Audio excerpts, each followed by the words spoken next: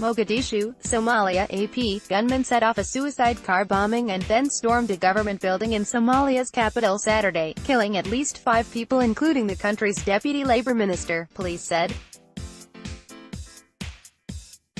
It was the latest attack by Islamic extremists in the troubled Horn of Africa nation. Pittsburgh. AP, shots were fired overnight through the office window of the attorney for a white police officer acquitted in the killing of an unarmed black teenager, and several hundred people gathered in protest Saturday over the verdict that left Pittsburgh a city on edge. Stephen Moore, President Trump's pick to serve on the Federal Reserve's Board of Governors, defended shifting his views on major economic issues since working with Trump, saying Saturday that he favors stable prices and economic growth. The special counsel's office will pass a case involving former Trump campaign official Rick Gates to the U.S. Attorney's Office in the District of Columbia, according to a report. An airlift rescue mission was underway Saturday after a cruise ship was caught in a brutal storm off the coast of Norway. Treasury Secretary Steven Mnuchin and United States Trade Representative Robert Lighthizer will go to Beijing next week for the continued high-level trade negotiations, the White House announced. A 17-year-old boy was arrested Friday in Charlottesville, VA, on allegations that he was behind racially charged threats resulting in the shutdown of a school.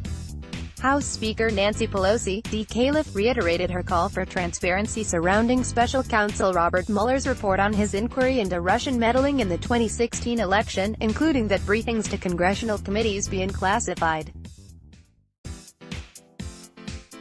Another massive round of cocaine shipments was seized off the Florida coast, with the Coast Guard saying that shipment was worth well over $350 million. Lawmakers on Capitol Hill will have to wait a bit longer to receive from Attorney General William Barr the conclusions of Special Counsel Robert Mueller's investigation into Russia's interference in the 2016 election. Supreme Court Justice Brett Kavanaugh has been tapped by George Mason University to serve as a distinguished visiting professor. Houston, Texas, Democratic 2020 presidential candidate Kamala Harris announced on Saturday her plan to use federal funds to boost teacher pay by an unprecedented level, the first policy rollout of her campaign. A Colorado man, Blake Gibbons, 26, was arrested by authorities in Fort Dodge, Iowa, after he allegedly threw a glass of water at controversial Rep.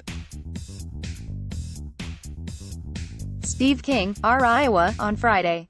A nonprofit privacy organization is suing the Justice Department for the release of Special Counsel Robert Mueller's long-awaited report on his inquiry into Russian meddling in the 2016 presidential election.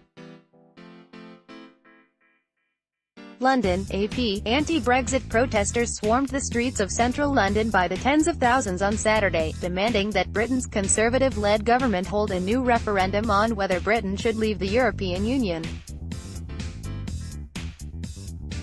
Special Counsel Robert Mueller's investigation into Russian meddling in the 2016 election is finally complete, and now the country waits with bated breath to learn of Mueller's findings.